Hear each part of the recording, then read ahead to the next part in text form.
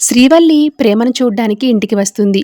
ఇక పెద్దోడు చందు కోపంగా ప్రేమను పలకరించింది చాలు గాని ఇక బయలుదేరు అని అంటూ ఉంటాడు. అదేంటి బావా అలా అంటున్నావు? అత్తయ్య గారు కూడా ఇంట్లో లేరు. మరి ప్రేమను ఎవరు చూసుకుంటారు? ప్రేమను చూసుకోవడానికి నర్మదా, అమూల్య, ధీరజ్ మేమంతా ఉన్నాం గాని నువ్వు ఉండాల్సిన అవసరం ఏమీ లేదు. బయలుదేరు అని చందు కోపంగా అంటాడు. ఇక అప్పుడు రామరాజు, అదేంట్రా తనిక్కడే ఉంటానంటే వెళ్ళు వెళ్ళు అంటావేంటి? తనిక్కడే ఉంటే వాళ్ళమ్మనెవరు చూసుకుంటారు నాన్న? అవును నిజమే కదా. అవునమ్మ వల్లి మర్చిపోయాను, మీ అమ్మకిప్పుడు ఎలా ఉంది అని రామరాజు అడిగేసరికి, మా అమ్మకేమైంది గుండ్రాయిలాగా ఉండేసరికి అని వల్లి నోరు జారేసరికి ఇంట్లో వాళ్ళంతా కూడా ఒక్కసారిగా షాక్ అవుతారు. అదేంటమ్మా అలా అనేసావు? మీ అమ్మ కాలు విరిగింది కదా, అందుకే కదా మీ అమ్మని చూసుకోవడానికి నువ్వు సడన్గా అక్కడికి వెళ్ళింది. మరి గుండ్రాయిలా ఉందంటావేంటి అని అడుగుతూ ఉంటాడు రామరాజు.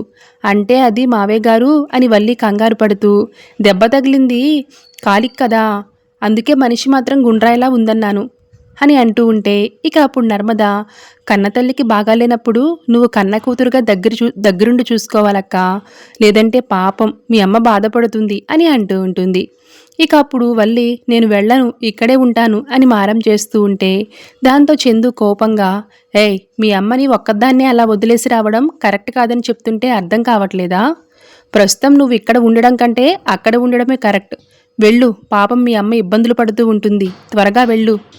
నేను దగ్గర లేకపోయినా మా అమ్మ బానే ఉంటుంది బావా అని వల్లి అనేసరికి, లేదులే అమ్మా, మీ అమ్మకు బాగాలేనప్పుడు ఆడపిల్ల తోడు చాలా అవసరం. మీ అమ్మకు తగ్గాక వెంటనే రావచ్చు కానీ నువ్వు వెళ్ళమ్మా అని అంటాడు రామరాజు.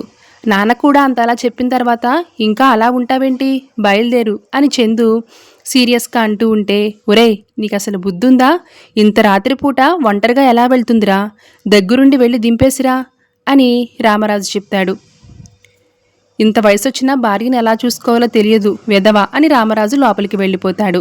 ఇక ఏంటలా చూస్తున్నావు, పద అని శ్రీవల్లిని బైక్ మీద ఎక్కించుకుని తీసుకుని వెళ్తాడు చందు.